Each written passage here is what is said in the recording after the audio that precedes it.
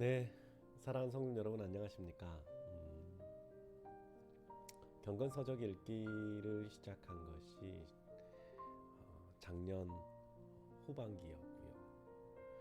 첫 번째 시간이 예수님처럼이었고 두 번째 시간이 아바의 자녀였는데 아바의 자녀를 읽다가 멈추고 한참 있다 다시 읽고 그러던 게 벌써 한 3개월이 지난 것 같아요. 그리고 오늘 아바의 자녀 마지막 챕터인 9번째 시간 라피의 심장박동이라고 하는 챕터를 읽게 되죠. 이 라피의 심장박동 9번째 챕터를 마지막으로 아바의 자녀가 끝나게 되어지는데 여러분도 기회가 된다면 복 있는 사람의 브레닝 매닝이 썼던 아바의 자녀를 직접 구입하셔서 읽어보셨으면 좋겠습니다. 마지막 시간 우리 한번 같이 읽어볼까요? 하나님은 사랑이시다. 예수님은 하나님이시다. 예수님이 사랑하는 것을 멈춘다면 더 이상 하나님이 아닐 것이다. 현대 많은 영성 서적들이 이 주제를 아주 명확하고 심도 있게 다루었다. 하나님의 무조건적 사랑이야말로 무수히 많은 책과 기사와 설교와 수련회의 중심 사상이다. 한계와 조심과 극한을 모르는 무한한 사랑에 대한 언급은 그리스도인의 상담자의 사무실, 설교자의 강단, 신학자의 교실, 앤드류 그릴리의 소설 등 어디에나 넘쳐난다. 몇 가지만 예를 들면 이렇다. 하나님의 사랑은 잔잔한 호의가 아니라 삼키는 불이다. 비드 크리피스. 하나님의 사랑은 조건이 없다. 하나님의 사랑의 자격을 갖추기 위해 우리가 할 수 있는 일이란 아무것도 없다. 그래서 그것을 은혜라 한다. 그 사랑을 유발하기 위해 우리는 어떤 일도 할 필요가 없다. 그 사랑은 이미 거기 있다. 남을 구하려는 사랑은 모름지기 절대 무조건적이고 값없는 이런 사랑이야라 한다. 베아트리스 브루토. 참된 종교 체험에 이르는 열쇠 중 하나는 우리가 자신한테는 아무리 미워도 하나님한테는 밉지 않다는 충격적 깨달음이다. 이것을 깨달을 때 우리의 사랑과 그분의 사랑의 차이를 이해할 수 있다.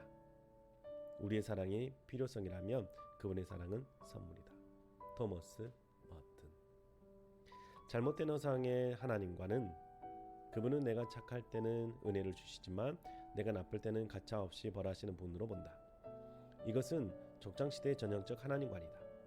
그분은 죄에 깊이 빠진 사람들을 보시고 그들을 지으신 것을 한탄하시며 멸하기로 작정하시는 노아의 하나님이다. 그분은 자신을 원망한 백성들을 뱀을 보내 물게 하시는 광야의 하나님이다. 그분은 필시 교만한 동기로 제국의 인구조사를 실시한 왕 때문에 백성을 사실상 절단 내신 다윗의 하나님이다. 그분은 죄로 촉발된 자신의 의분을 가라앉히려 아들의 피를 마지막 한 방울까지 뽑아내시는 하나님이시다. 은혜와 진노 사이로 기분이 오락가락하시는 하나님. 지금도 수많은 그리스도인들에게 너무나 친숙한 하나님. 이것은 참 하나님의 사이비 초상이다. 그런 하나님은 존재하지 않는다. 그것은 예수께서 우리에게 계시해 주신 하나님이 아니다. 예수께서 아바라 부르신 하나님이 아니다. 윌리엄 셰너. 복음서 외적인 이 명쾌한 말들에는 요한복음에 나오는 위대하신 라삐의 말씀이 충실히 반영되어 있다. 사람이 친구를 위하여 자기 목숨을 버리면 이보다 더 큰 사랑이 없나니. 내가 너희를 위하여 아버지께 구하겠다 하는 말이 아니니 이는 아버지께서 친히 너희를 사랑하심이니라. 내가 너희를 고아와 같이 버려두지 아니하고 나를 사랑하는 자는 내 아버지께 사랑을 받을 것이요 나도 그를 사랑하여 그에게 나를 나타내리라. 내가 다시 너희를 보리니 너희 마음이 기쁠 것이요. 이 놀라운 계시에 대한 우리의 반응은 저마다 다 다르다. 우선 하나님이 당신을 마땅히 되어야 할 모습이 아니라 있는 그대로 사랑하신다는 말을 듣고 그것은 위험한 가르침이다. 아는 이를 부추기고 도덕적 해이와 영적 나태를 부른다고 말하는 사람이 있다. 두 번째 사람은 이렇게 반응한다. 그래, 하나님은 나를 있는 그대로 사랑하시지만 나를 너무 사랑하시기에 이대로 두시지 않을 것이다. 세 번째 반응은 종교를 장난삼아 대하는 사람의 초연한 관점에서 나온다. 예수님의 자기 계시에 대한 그의 반응은 아주 재미있군입니다. 유진 피터스는 이런 사고방식을 가진 이들에게 날카롭게 반박한다. 성경은 오락을 위한 것이 아니다. 기분 전환을 위한 것도 아니다. 문화를 위한 것도 아니다. 미래의 비밀을 여는 열쇠도 아니다. 종교적 아마추어의 흥미를 끄는 수수께끼도 아니다. 네 번째 반응은 냉소적인 것이다. 전부 말뿐이야. 말이야 좋지. 냉소주의자는 모든 것을 뒤집는다. 해 아래 진실하고 선하고 아름다운 것이란 하나도 없다. 사실 냉소주의란 상처받는 감성주의자의 이면의 다름이 아니다. 산타클로스란 없다. 다시는 아무도 안 믿어. 결혼하기 전에는 사랑의 정체를 몰랐어. 이제 너무 늦었어. 긴 세월 새 아들과 소원하게 지낸 아버지에게 누군가가 아이들이 얼마나 좋으냐고 물었다. 그는 W.C. 필즈의 말을 인용해 답했다. 얼어 죽을. 냉소주의자는 성적 사랑에서 정욕을 본다. 희생과 헌신에서의 죄의식을 본다. 자비에서 생식을 본다. 정치 수완에서 조작을 본다. 지성의 힘에서 합리화를 본다. 평화로움에서 권태를 본다. 친절함에서 꿍꿍이 속을 본다. 우정에서 기회주의를 본다.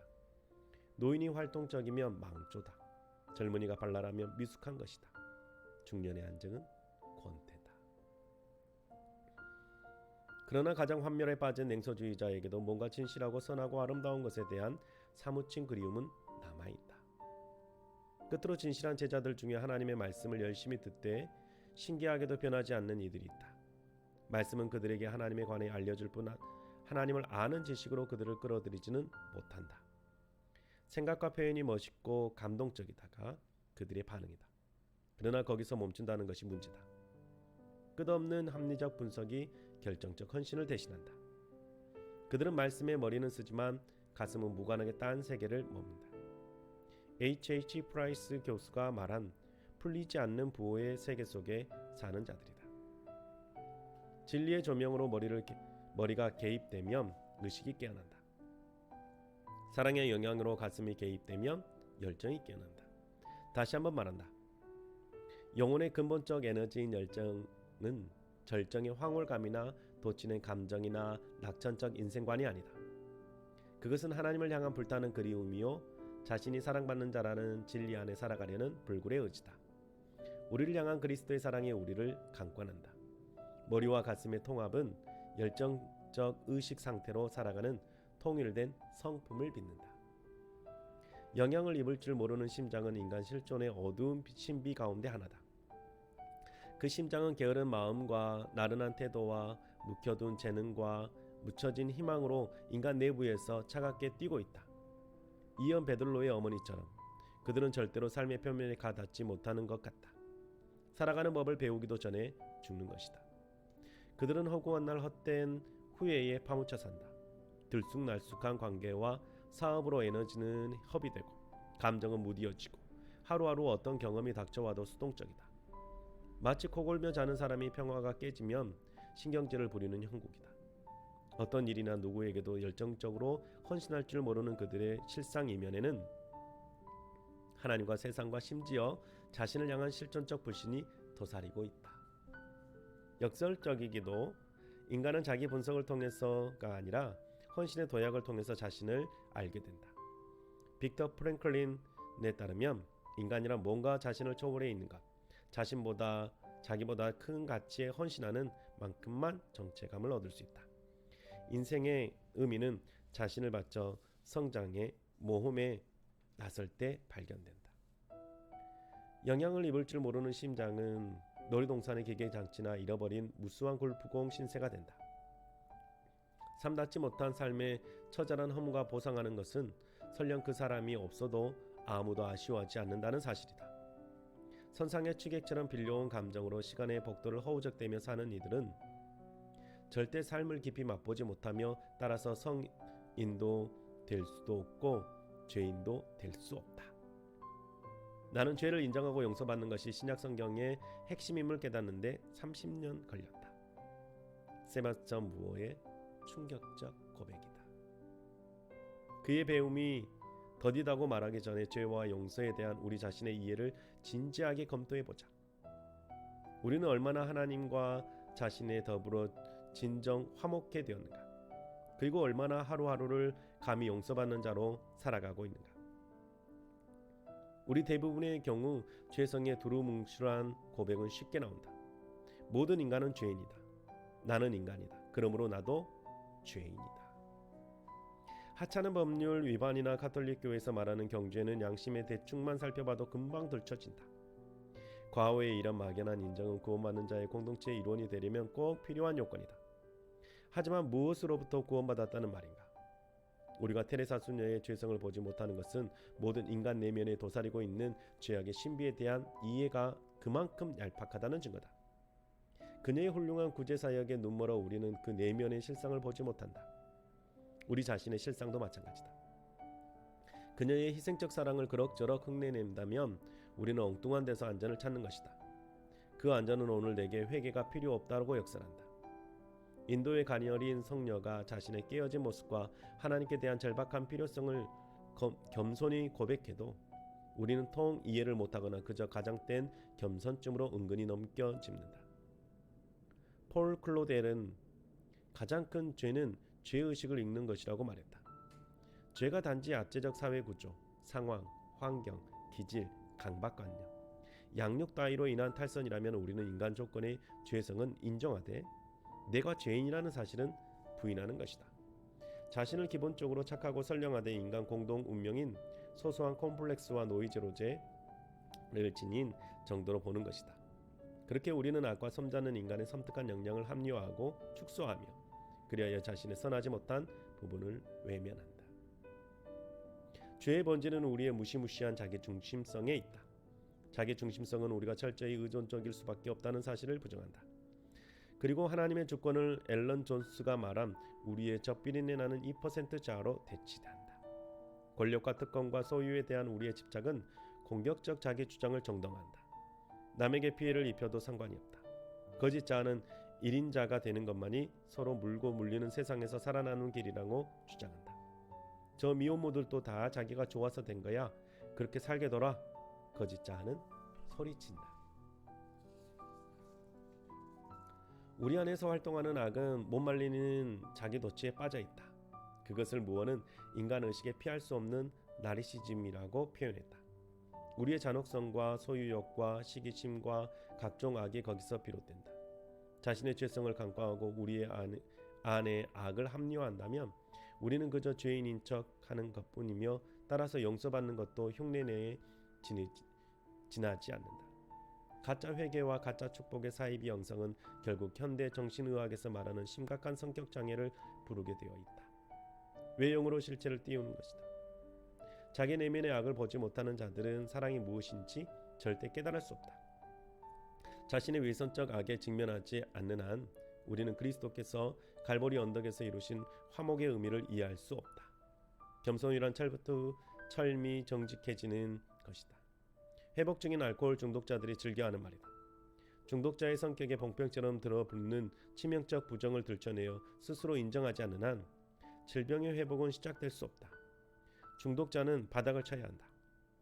술병을 박차는 고통보다 술병을 끼고 사는 골통이 훨씬 크다는 진리의 순간에 도달해야 한다. 마찬가지로 우리도 자신의 궁지를 인정하고 팔이 아플 때까지 손을 내밀지 않는 한 십자가의 라피께서 주시는 것을 받아들일 수 없다. 예수 그리스도의 사명과 사역을 담아낼 한 단어를 찾는다면 화목케 하심도 일리가 없지 않다. 나쁜 선택은 아니다. 곧 하나님께서 그리스도 안에 계시사 세상을 자기와 화목하게 하시며 그들의 죄를 그들에게 돌리지 아니하시고 내가 땅에서 들리며 모든 사람을 내게로 이끌겠노라 하신 예수님의 말씀은 곧 자신이 십자가에 들리실 것을 두고 하신 말씀이다. 고통으로 몸부림치며 피 흘리다 죽어간 무력한 라피의 몸이야말로 우리 자아로부터의 도피에 대한 완전한 최종 전복이다. 갈보리는 초라한 우리 자아 안에 모든 악이 제 존재를 하나님 탓으로 돌리는, 그리하여 부활의 천둥 소리를 촉발해내는 감당 못할 자리다. 순환과 죽음을 통해 예수님은 인간 심령의 근원적 병을 물리치시고 우리 영혼의 치명적 위선의 힘을 영원히 깨뜨리셨다. 그분은 친히 고독의 밑바닥에 이르심으로 나의 하나님 어찌하여 나를 버리셨나이까? 우리 고독의 치명적 위력을 제하셨다. 그분은 우리의 무지와 연약함과 어리석음을 이해하시고 우리 모두에게 용서를 베푸셨다. 아버지여 저들을 사하여 주옵소서. 자기들이 하는 것을 알지 못함이니이다. 그분은 시대를 초월해 모든 패배한 냉소주의자, 절망적 죄인, 자기 혐오에 빠진 낙오자들에게 자신의 구멍난 심장을 안전지대로 내어주셨다. 하나님은 십자가의 죽으심으로 화평을 이루시고 만물 곧 하늘과 땅에 있는 모든 것을 자기와 화목하게 하셨다. 십자가는 예수께서 죄와 죽음을 정복하셨으며 우리를 그리스도의 사랑에서 갈라놓을 수 있는 것이 절대 전무하다는 사실을 보여준다. 거짓 자나 바리새인이나 의식 부족이나 열정 부족이나 타인에 대한 부정적 판단이나 열등한 자아상이나 지저분한 과거나 불확실한 미래나 교회의 세력 다툼이나 부부간의 긴장이나 두려움이나 죄책감이나 수치심이나 자기 혐오나 죽음조차도 주 예수님을 통해 가시적으로 표현된 하나님의 사랑에서 우리를 끊을 수 없다. 죽어가는 앞뒤의 희미한 심장방도 듣는 것이야말로 열정 회복의 강력한 자극제다. 그런 소리는 세상에 다시 없다.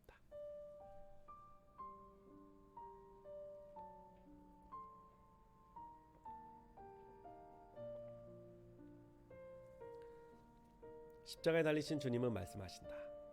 내 죄를 자복하여라. 그리하면 내가 연인과 스승과 친구로 너에게 나를 계시할 수 있다.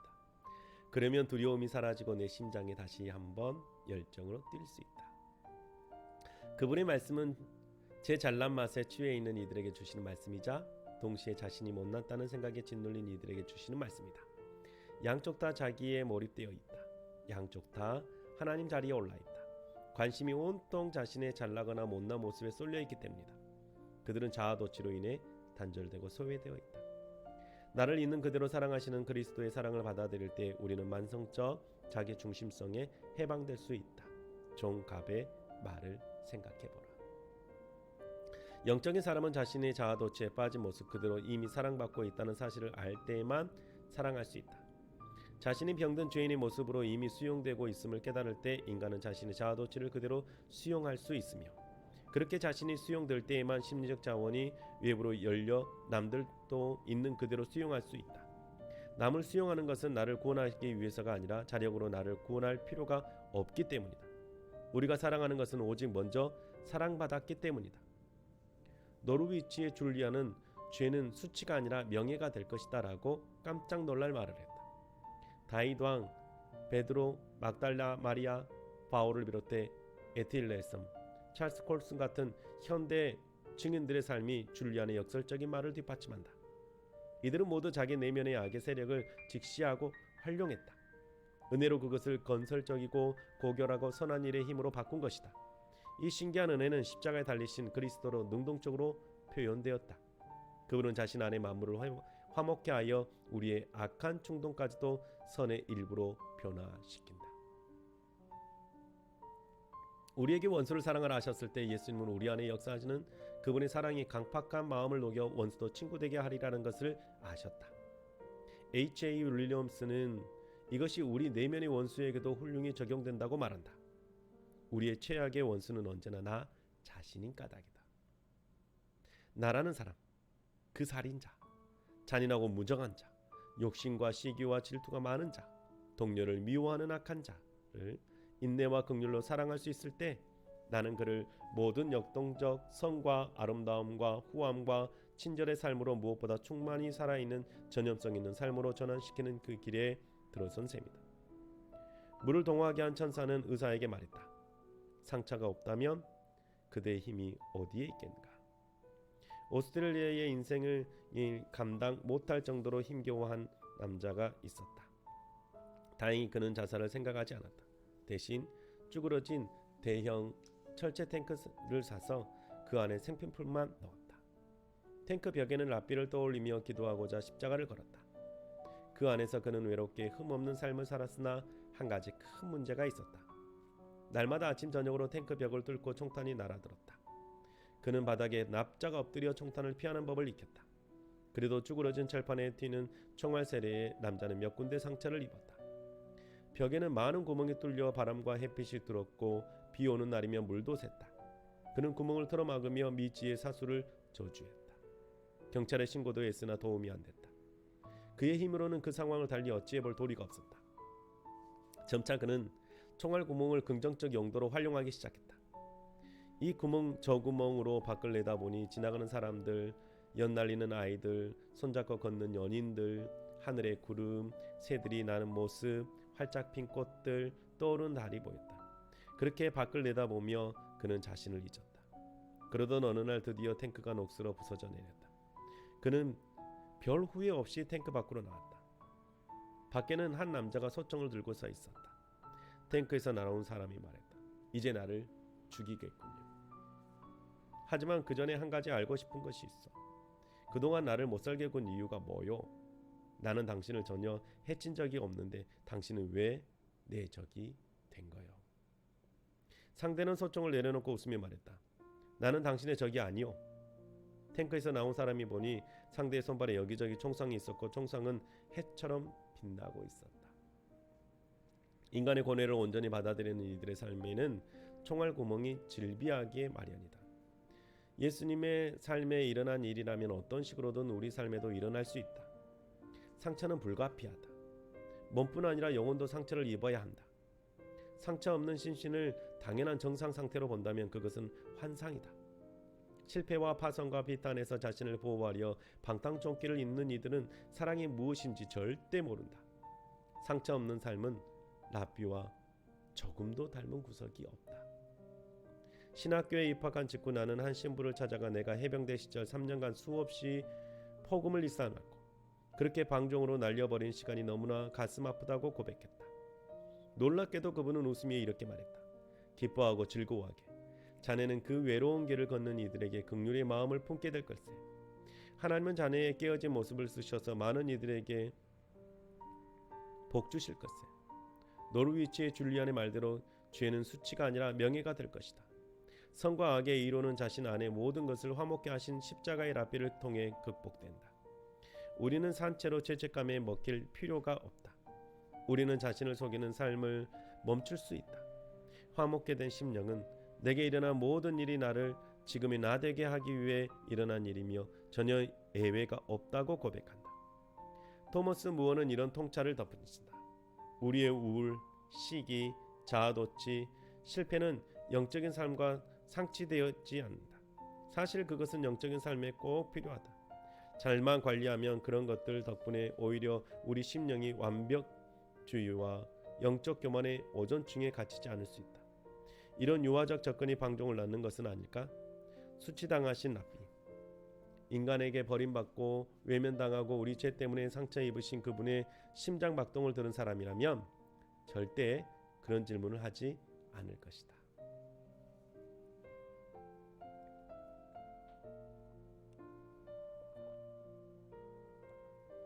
가장 깊고 친밀한 관계에서만 우리는 타인에게 내 참 모습을 보일 수 있다.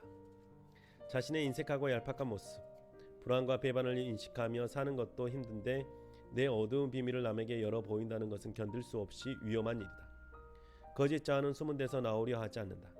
그는 화장품 통을 붙들고 얼굴을 예쁘게 발라서 무난한 모습으로 꾸밀 것이다. 누구한테 내 속을 솔직히 털어놓을 수 있을까? 누구한테 내 영혼의 속내를 드러낼 수 있을까? 내가 선과 악, 순수함과 음탕함, 긍휼과 앙심, 이타심과 이기심을 겸비한 자라는 것. 내 용감한 말 속에 겁먹은 어린아이가 숨어 있다는 것. 내가 종교와 포르노를 공히 기웃거린다는 것. 친구의 성품을 매도하고 신뢰를 배반하고 신용을 저버리는 자라는 것. 참을성이 있게 배려하면서도 거짓과 허풍이 심하다는 것. 특정 음식을 정말 싫어한다는 것을 누구한테 감히 말할 수 있을까? 내 가장 큰 두려움은 내 거짓 자아와 참 자아를 속속들이 드러내며 친구들한테 버림받고 적들한테 비웃음 당할지 않을까 하는 것이다. 최근 이사야서의 한 구절이 내 시선을 붙들고 났다. 너희가 돌이켜 조용히 있어야 구원을 얻을 것이요 잠잠하고 신뢰하여야 힘을 얻을 것이거늘. 우리가 프라이버시에 집착한 것은 거부에 대한 두려움에 그 뿌리가 있다. 우리는 배척의 기미가 느껴지면 죄짐을 내려놓을 수 없다. 기껏해야 무거운 짐가방을 이쪽 손에서 저쪽 손으로 옮겨들 수 있을 뿐이다. 마찬가지로 상대가 용서로 받아준다는 확신이 있을 때에만 우리는 자신의 죄악된 마음을 열어 보일 수 있다. 나를 받아주는 사람한테가 아니라면 나는 내 잘못을 시인하거나 내 큰 실수를 인정할 수 없다. 자기 잘못을 시인할 수 없는 사람은 정서가 극히 불안하다. 그는 가슴 깊이 수용을 느끼지 못하며 따라서 죄책감을 억누르고 제 발자국을 덮는다.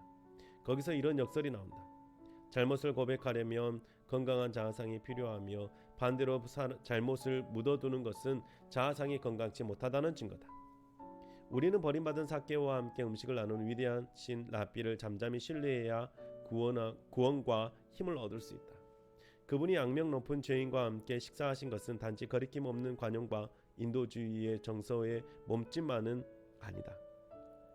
그분의 사명과 메시지, 곧 만인을 위한 예외 없는 용서와 평화와 화해가 그렇게 구현된 것이다.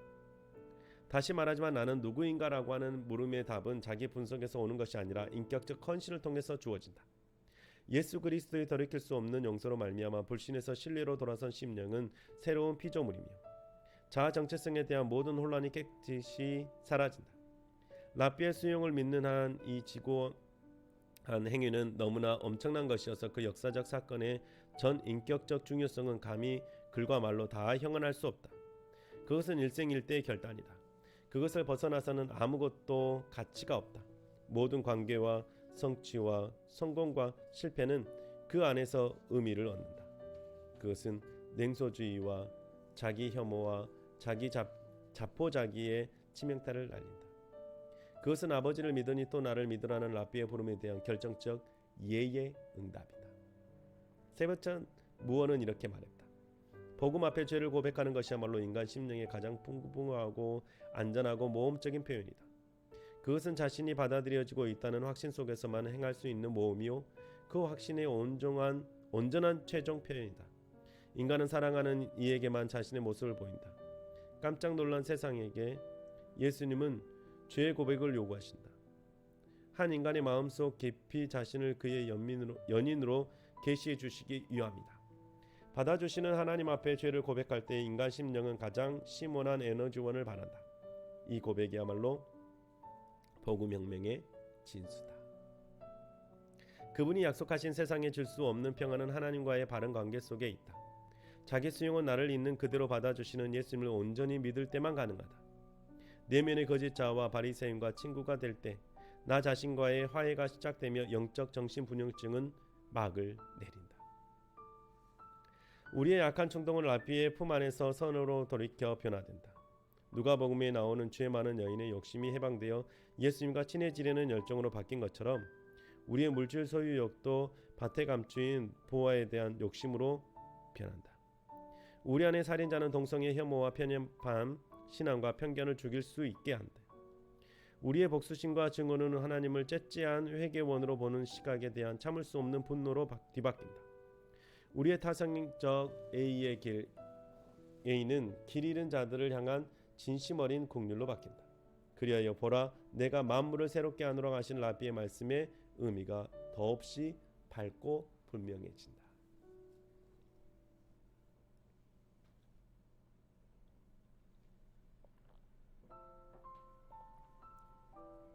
주님, 구주, 구원자, 메시아 등 예수께 부여된 칭호는 많다. 그분의 당대 사람들이 사용한 것도 있고 초대교회에서 붙인 것도 있다. 그러나 유독 내가 라삐라는 명칭을 주로 사용하는 데는 두 가지 이유가 있다. 첫째, 자갈밭길로 내닫던 내 인생의 자취를 더듬노라면 그리스도를 만나기 이전의 삶이 떠오른다. 정처 없이 이 관계 저 관계 이술집 저술집을 떠돌며 처박한 가슴의 고독과 권태의 위안을 얻어보려 애쓰던 그 공허함이 지금도 기억에 선하다. 그러나 도리어 나는 난데없이 예수님이 나타나 내 삶은 새로워졌다. 내 안밖에 챙길 줄 모른 내 위안밖에 챙길 줄 모르던 볼품없는 신세이던 내가 사람들과 일을 챙길 줄 아는 어엿한 인간, 사랑받는 제자가 되었다. 그분의 말씀이 내 발의 등이 되었다. 나는 방향 감각과의 목표 의식을 찾았고 아침에 자리에서 일어나야 할 이유를 찾았다. 예수님은 내 랍비, 내 스승이었다. 무한한 인내로 그분의 인생의 의미를 깨우쳐 주셨고 망가진 시절로 지쳐있던 내게 새 힘을 주셨다. 나는 어둠에서 이끌어 빛으로 들인 위대하신 랍비를 나는 결코 잊을 수 없다. 그분은 현실을 피하는 피난처가 아니라 현실 속에서 깊이 들어가는 길이다. 둘째, 랍비라는 호칭은 예수님의 본래 유대인이며 우리의 기도원도 유대인이라는 사실을 일깨워준다. 아브라함은 우리의 믿음의 조상이다. 영적인 면에서 우리는 유대인이다. 바울은 이렇게 말했다. 그들에게는 양자됨과 영광과 언약들과 율법을 세우는 것과 예배와 약속들이 있고 조상들도 그들의 것이요 육신으로 하면 그리스도가 그들에게서 나셨으니. 온 세상의 반대주의자가 더해가는 요즘 나는 유대인과 친족관계라는 우리의 특별한 주의를 결코 잊고 싶지 않다. 반대주의는 우리의 유대인 구주이신 그분의 얼굴에 침을 뱉는 행위다. 부끄럽게도 그리스도인들이 많은 침을 뱉고 있다. 우리 시대의 한 유대인은 부드럽고도 단호하게 이렇게 말했다. 우리는 신약성경에서 성취되었다고 주장하는 구약의 메시지가 과연 역사 속에서 우리와 우리 조상들이 살고 겪어온 역사 속에서 성취되었는지 성경에 비추어 물어야 한다. 친애하는 그리스도인 독자들이여, 여기서 우리의 대답은 부정적일 수밖에 없다. 우리는 하나님 나라와 평화와 구속을 전혀 볼 수 없다. 유대인 형제 자매들을 향한 우리의 그리스도인답지 않은 과거를 묵상할 때마다 내 눈앞에 눈물로 얼룩진 랍비의 얼굴이 아른거린다. 버가트의 말대로 우리는 유대교와 그 운명에 대한 새로운 신학이 필요하다. 기독교와 유대교 사이에 더 많은 대화, 더 많은 예배와 교제가 필요하다. 우리는 셰익스피어의 베니스 상인에서 나오는 샤일록의 말을 깊이 생각할 필요가 있다. 유대인은 눈이 없는가? 유대인은 손과 기관과 몸짓과 감각과 애정과 열정이 없는가? 유대인도 그리스도인과 같은 음식을 먹고 같은 무기에 다치는 같은 병에 걸리고 같은 약으로 낫고 같은 겨울과 여름에 춥고 덥지 않은가? 유대인을 찌르면 피가 나지 않는가? 유대인을 간지럽히면 웃음이 나지 않는가? 유대인에게 독을 먹이면 죽지 않는가? 예수님과 우리는 수치의 아들, 딸들만이 아니라 아브라함의 아들, 딸들과도 연대를 맺고 있다. 예수님을 랍비라 부를 때 그 연대 의식이 더 민감해진다. 아가새 신부는 이렇게 노래한다. 내가 잘찌러도 마음은 깨었는데 나의 사랑하는 자의 소리가 들리는구나. 문을 두드려 이르기를 나의 누이, 나의 사랑한, 나의 비둘기, 나의 완전한 자야, 문을 열어다오. 내 사랑하는 자가 문틈으로 손을 밀매 내 마음이 움직여서 일어나서 내 사랑하는 자를 위하여 문을 열 때에 몰약이 내 손에서, 몰약의 집이 내 손가락에서 문빗장에 떨어지는구나.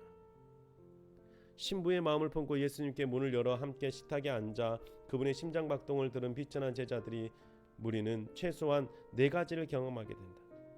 첫째, 랍비의 심장박동을 들으며 그 즉시 삼위일체를 체험케 된다. 그분의 심장에 귀를 갖다 대는 순간 이내 저만치 아바의 발자국 소리가 들린다. 어떻게 된 일인지 나도 모른다. 그냥 그렇게 된다.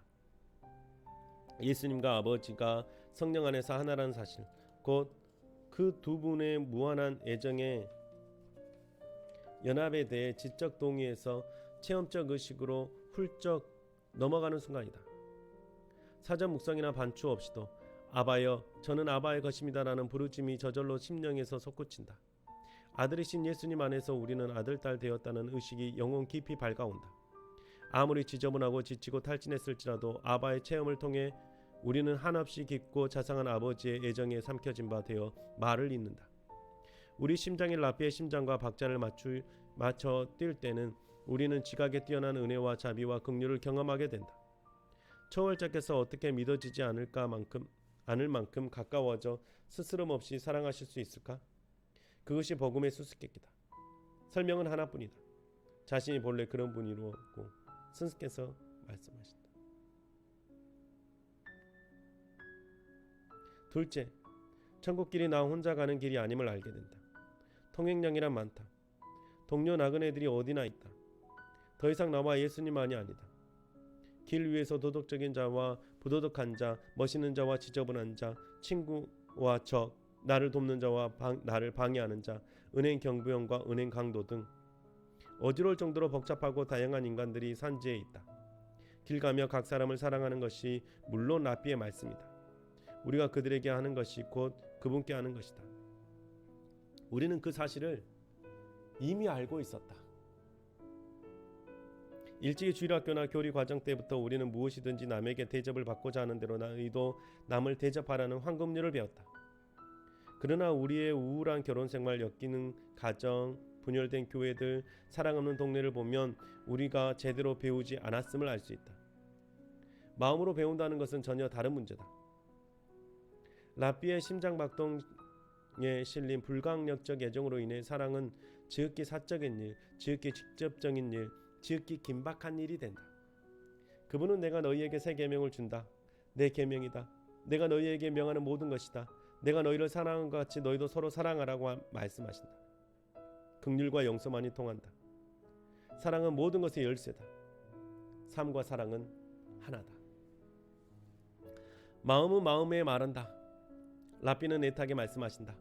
제자도가 완벽함, 효율성의 문제가 아니라는 것을 모르느냐. 너희가 더불어 살아가는 모습에 곧 제자도다. 모든 만남에서 우리는 생명을 주거나 고갈시키거나 둘 중 하나다. 중립적 만남이란 없다. 우리는 인간의 존엄성을 높이거나 끌어내리거나 둘 중 하나다. 주어진 하루의 성패는 주변 사람들을 향한 관심과 긍휼의 질로 측정된다. 인간의 필요에 대한 반응이 우리의 실체를 규정한다. 이웃에 대한 어떤 느낌을 갖느냐가 아니라 그들 위해 무엇을 했느냐가 문제다. 어린아이의 말을 듣는 방식, 우편 배달부에게 말하는 방식, 상처를 참는 방식, 굽힘한 자와 자원을 나누는 방식 속에 우리의 마음이 드러난다. 한 시골 소년에 대한 일화가 있다. 아이의 한 가지 기술은 길 잃은 당나귀를 찾는 것이었다. 어떻게 찾느냐는 물음에 아이는 제가 당나귀라면 어디로 갈까 생각해봐요. 그러면 당나귀는 꼭 그 자리에 있어요 라고 답했다. 이것을 우리에게 맞게 적용해본다. 랍비의 심장박동에 귀 기울일 때 제자들은 예수께서 주어진 순간에 어디에 계실지를 듣는다. 그러면 그분은 그곳에 계신다. 셋째, 예수님과 함께 식탁에 앉을 때 우리는 열정의 회복이란 예수님의 열정의 발견과 밀접한 관계가 있음을 배운다. 디베라 바닷가에서 예수님과 베드로 사이에 흔치 않는 대화가 오건다. 세상 최고의 애틋한 말이 심장이 멎을 듯한 물음으로 다가온다. 내가 나를 사랑하느냐. 산만한 방해거리를 제거하고 바짝 귀 기울이면 이때까지 들어본 적이 없는 하나님의 사무치는 절규가 들려온다. 이것이 무슨 일인가? 세상 어느 종교의 신도 자기에 대한 우리의 느낌을 물어올 만큼 자기를 굽힌 적이 없다. 이방신들은 벼락을 내려 하수인들에게 자신이 상전임을 일깨운다. 영혼을 품으신 랍비는 우리를 보며 자기한테 관심이 있느냐고 물으신다. 우리를 살리고자 하나님께 버림받아 피 흘리며 죽어간 예수님이 우리를 보며 자기를 사랑하느냐고 물으신다. 열정의 원은 라틴어 동사 파세레, 곧 고통을 느낀다라는 뜻이다. 베드로의 대화에 나타난 예수님의 열정은 자원하여 자신을 상대에게 열어 보여 친히 상대에게 깊은 영향을 입는 것, 요컨대 열정적 사랑의 고통이다. 친히 우리의 반응에 영향을 입으실 만큼 약해진 하나님과 자신을 영접하지 않는 예루살렘을 보며 가슴 아파 오시는 예수님의 모습은 정말 충격적이다. 기독교의 기본 요소는 우리가 하나님께 드리는 일이 아니라 하나님이 우리에게 주신 일이다. 하나님이 우리를 위해 그리스도 예수 안에서 꿈꾸시고 청취하신 놀라운 은혜의 일이다. 말씀의 능력으로 우리의 삶에 들어오실 때 하나님이 우리에게 원하시는 모든 것은 깜짝 놀라 어언이 벙벙하며 입을 다물지 못한 채 심호흡을 시작하는 것이다. 열정의 회복은 놀람과 밀접한 연관이 되어 있다.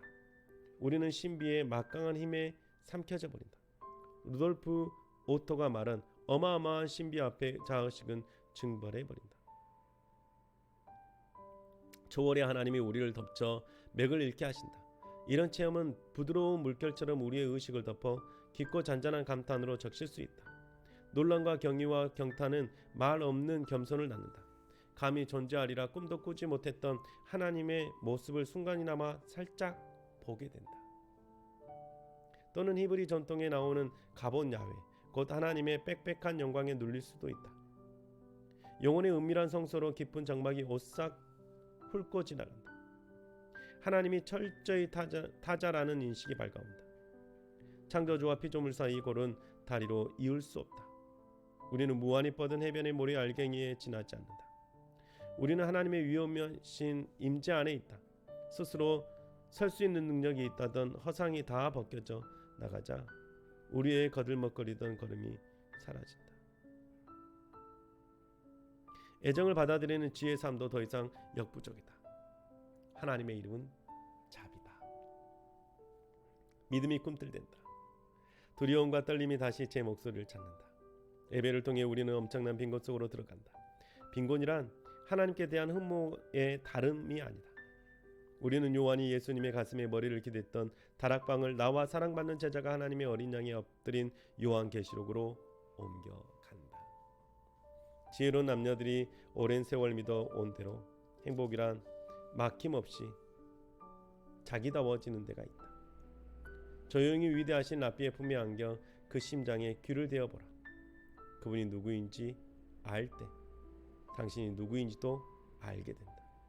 곧 우리 주 그리스도 안에서 아바의 자녀임을 알게 된다. 네, 여러분은 어떠신가요? 우리 주 그리스도 안에서 여러분이 아바의 자녀임을 고백하십니까?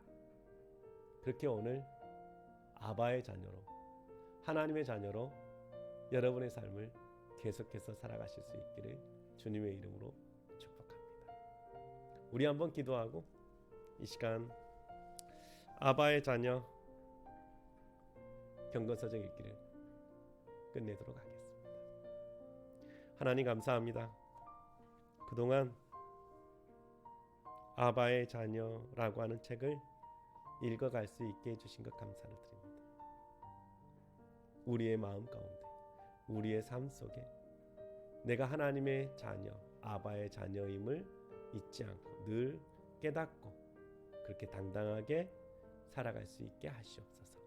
예수님의 이름으로 기도합니다. 아멘. 사랑하는 성도 여러분, 오늘도 행복하시기를 바랍니다. 다음에 또 다른 책으로 경건서적 읽기를 찾아뵙도록 하겠습니다. 감사합니다.